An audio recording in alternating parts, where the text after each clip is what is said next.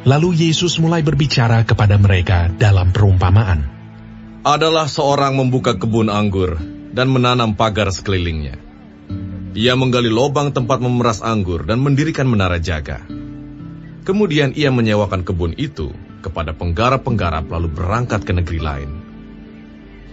Dan ketika sudah tiba musimnya, ia menyuruh seorang hamba kepada penggarap-penggarap itu untuk menerima sebagian dari hasil kebun itu dari mereka. Tetapi mereka menangkap hamba itu dan memukulnya, lalu menyuruhnya pergi dengan tangan hampa. Kemudian ia menyuruh pula seorang hamba lain kepada mereka. Orang ini mereka pukul sampai luka kepalanya dan sangat mereka permalukan. Lalu ia menyuruh seorang hamba lain lagi, dan orang ini mereka bunuh. Dan banyak lagi yang lain, ada yang mereka pukul dan ada yang mereka bunuh.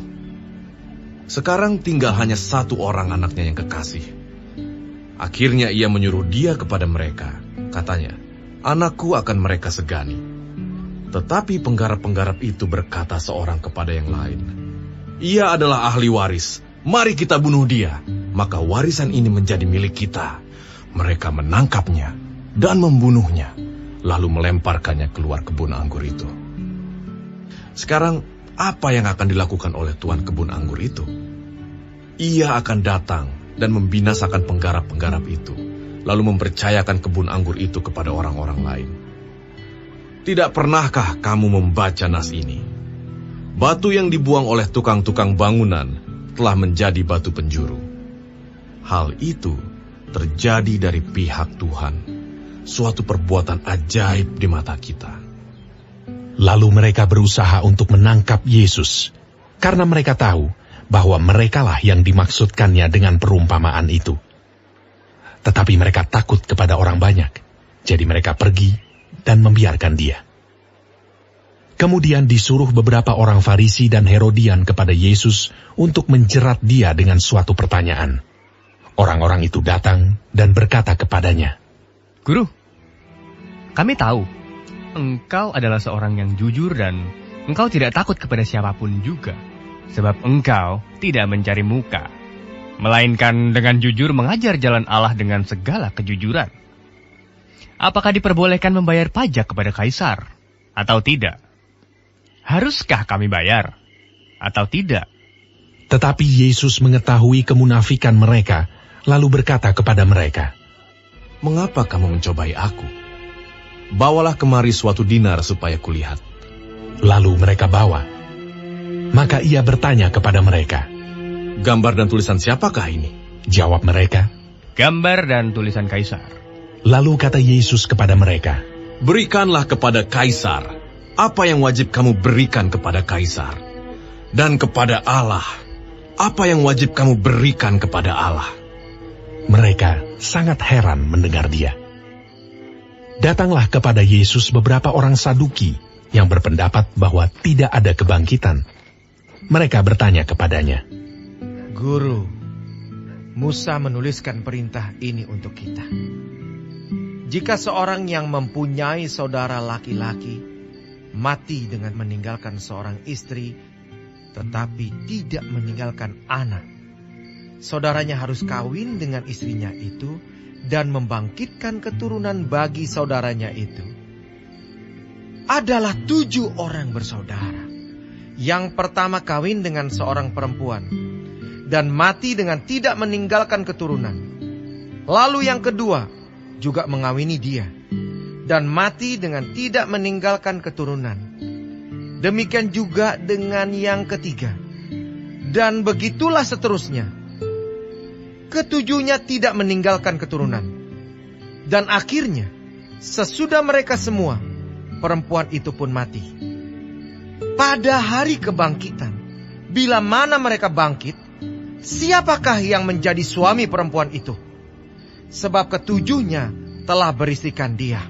Jawab Yesus kepada mereka, Kamu sesat, justru karena kamu tidak mengerti kitab suci maupun kuasa Allah. Sebab apabila orang bangkit dari antara orang mati, orang tidak kawin dan tidak dikawinkan, melainkan hidup seperti malaikat di sorga. dan juga tentang bangkitnya orang-orang mati. Tidakkah kamu baca dalam kitab Musa, dalam cerita tentang semak duri, bagaimana bunyi firman Allah kepadanya, Akulah Allah Abraham, Allah Ishak dan Allah Yakub. Ia bukanlah Allah orang mati, melainkan Allah orang hidup. Kamu benar-benar sesat. Lalu seorang ahli Taurat yang mendengar Yesus dan orang-orang Saduki bersoal jawab dan tahu bahwa Yesus memberi jawab yang tepat kepada orang-orang itu, datang kepadanya dan bertanya, "Hukum manakah yang paling utama?" Jawab Yesus, Hukum yang terutama ialah, dengarlah hai orang Israel, Tuhan Allah kita, Tuhan itu Esa. Kasihilah Tuhan Allahmu dengan segenap hatimu, dan dengan segenap jiwamu, dan dengan segenap akal budimu, dan dengan segenap kekuatanmu. Dan hukum yang kedua ialah, kasihilah sesamamu manusia seperti dirimu sendiri. Tidak ada hukum lain yang lebih utama daripada kedua hukum ini. Lalu kata ahli Taurat itu kepada Yesus, "Tepat sekali, Guru. Benar katamu itu, bahwa dia Esa, dan bahwa tidak ada yang lain kecuali dia. Memang mengasihi dia dengan segenap hati, dan dengan segenap pengertian, dan dengan segenap kekuatan, dan juga mengasihi sesama manusia seperti diri sendiri, adalah jauh lebih utama daripada semua korban bakaran dan korban sembelihan." Yesus melihat bagaimana bijaksananya jawab orang itu, dan ia berkata kepadanya, Engkau tidak jauh dari kerajaan Allah. dan seorang pun tidak berani lagi menanyakan sesuatu kepada Yesus. Pada suatu kali ketika Yesus mengajar di Bait Allah, ia berkata, Bagaimana ahli-ahli Taurat dapat mengatakan bahwa Mesias adalah anak Daud? Daud sendiri oleh pimpinan Roh Kudus berkata, Tuhan telah berfirman kepada Tuanku, duduklah di sebelah kananku, sampai musuh-musuhmu kutaruh di bawah kakimu. Daud sendiri menyebut dia tuannya. Bagaimana mungkin ia anaknya pula?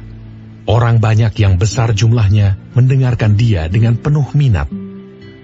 Dalam pengajarannya, Yesus berkata, Hati-hatilah terhadap ahli-ahli Taurat yang suka berjalan-jalan memakai jubah panjang dan suka menerima penghormatan di pasar, yang suka duduk di tempat terdepan di rumah ibadat dan di tempat terhormat dalam perjamuan, yang menelan rumah janda-janda sedang mereka mengelabui mata orang dengan doa yang panjang-panjang. Mereka ini pasti akan menerima hukuman yang lebih berat. Pada suatu kali, Yesus duduk menghadapi peti persembahan dan memperhatikan bagaimana orang banyak memasukkan uang ke dalam peti itu. Banyak orang kaya memberi jumlah yang besar. Lalu datanglah seorang janda yang miskin, dan ia memasukkan 2 peser, yaitu 1 duit. Maka dipanggilnya murid-muridnya, dan berkata kepada mereka, Aku berkata kepadamu, sesungguhnya janda miskin ini memberi lebih banyak daripada semua orang yang memasukkan uang ke dalam peti persembahan. Sebab mereka semua memberi dari kelimpahannya, tetapi janda ini memberi dari kekurangannya. Semua yang ada padanya, yaitu seluruh nafkahnya,